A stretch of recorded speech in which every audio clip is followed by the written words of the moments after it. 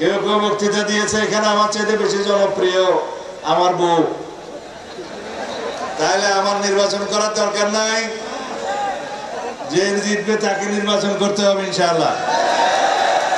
আরো বলেছে যদি আমার সন্তান আসে তারাও নাকি বেশি ভোট পাবে, কিন্তু এটা গণতন্ত্রের ভাষা না। নির্বাচনের মৌসুম শুরু হয়ে গিয়েছে, নির্বাচনের সময়সীমা ঘোষণা হয়ে গেছে, নির্বাচনের তফসিল ডিসেম্বরের প্রথমার্ধে ঘোষিত হবে ইনশাআল্লাহ। এখন আপনারা প্রতি ঘরে ঘরে যাবেন, দানের শেষের পক্ষে সালাম দিবেন।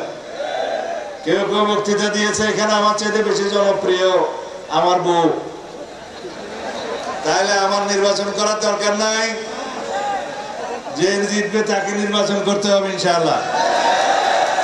আরো বলেছে যদি আমার সন্তান আসে তারাও নাকি বেশি ভোট পাবে, কিন্তু এটা গণতন্ত্রের ভাষা না। গণতন্ত্রের ভাষা হচ্ছে মানুষ যাকে পছন্দ করবে প্রার্থী হিসেবে সে নির্বাচন করবে, মানুষ যাকে পছন্দ করে ভোট দিবে সে নির্বাচিত হবে। আপনাদের সন্তানের বউ হিসেবে আপনারা খুব দুঃসময়ে 2008 সালে আপনাদের পুত্রবধূকে আপনারা আমার চাইতেও বেশি ভোট দিয়ে জাতীয় সংসদে নির্বাচিত করেছিলেন। সেই কৃতজ্ঞতা, সেই ঋণ আমরা সারা জীবন স্বীকার করি। গণতন্ত্রের ভাষা হচ্ছে মানুষ যাকে ভোট দিবে সেই এমপি নির্বাচিত হবে।